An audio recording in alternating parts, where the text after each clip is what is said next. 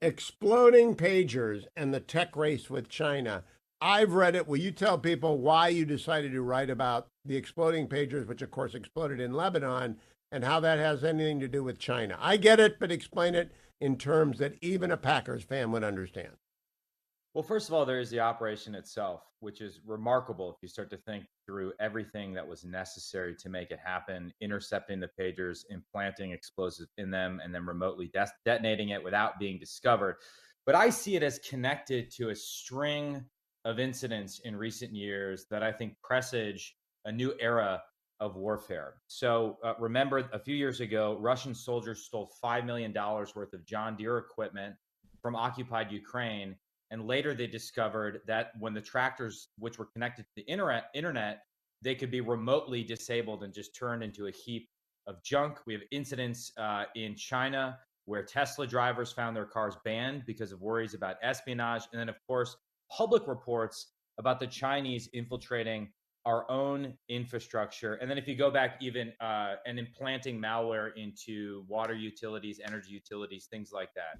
If you go back even further to the early stages of the Trump administration, we had this big debate about Chinese telecommunication companies, Huawei and ZTE, and an international effort led by Matt Pottinger, Robert O'Brien, and many others to dissuade our allies from adopting Chinese infrastructure, because the concern is that with a combination of hardware and software, these access points, these bits of technology can be used as weapons of war. Imagine the chaos that would be caused if, for example, the Chinese were to disable cranes, smart cranes at port facilities across America.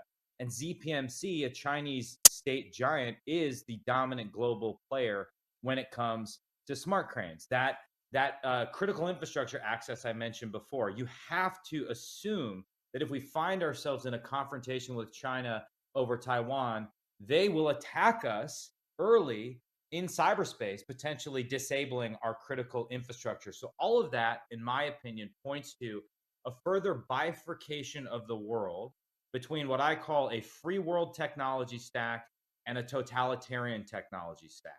And companies that are caught in the middle, or companies that find their supply chains infected by Chinese technology, Russian technology, or otherwise, are going to find it very, very difficult to operate in that world going forward.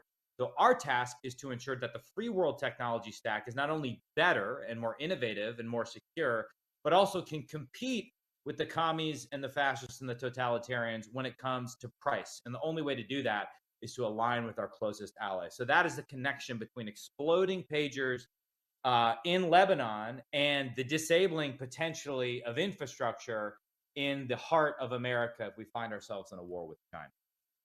This warms the heart of a radio host who's and now television host who has had the dryer chair. Because last week, Congressman Waltz said, supply chain sabotage works both ways, and maybe we want to look at our cranes.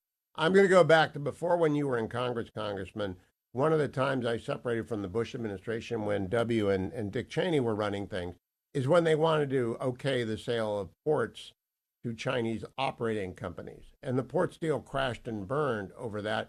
We can't have the CCP running our ports like they're running the Panama Canal. How do we debug what we've already bought from them? Is that something we can do? We absolutely can, but it's not going to be cost free. And this is the rub, I think. What is the role of industrial policy? What is the right combination of government incentives or subsidies? We're conducting a massive experiment right now when it comes to semiconductors in the form of the CHIPS Act. The early result does not look good. We've saddled it with too many onerous regulations. And by the way, even in the most optimistic or ambitious implementation of the CHIPS Act, we aren't going to be able to wean ourselves off our dependency on TSMC, the Taiwanese semiconductor giant, in a meaningful sense. We will still have to care about what happens in Taiwan. So we should seek to try different experiments when it comes to the really critical areas. You mentioned ports.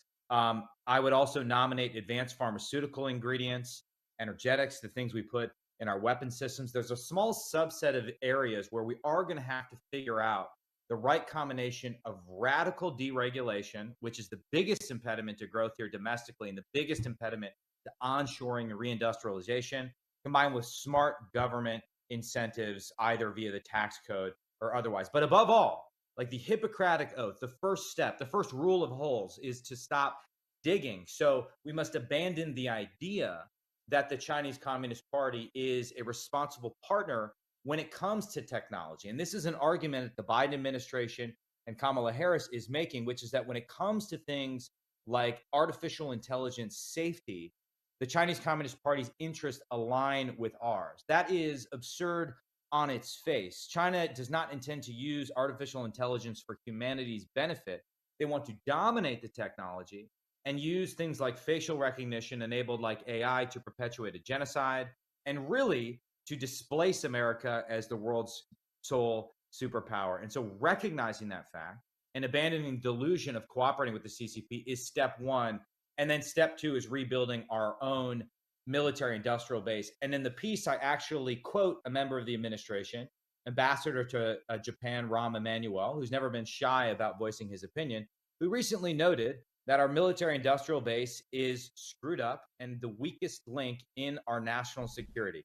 And rebuilding it, and that is the one area where everybody should agree we actually do industrial policy, because there's not a natural commercial market for things. Let's get that right before we start subsidizing all sorts of different industries. I listened to Ambassador Emanuel talk to Dan Senor on Call Me Back, and I was surprised to hear him say that. Let me close by asking you this, Congressman. I know you watched the first debate between Vice President Harris, former President Trump. ABC is owned by Disney. Disney operates parks in China.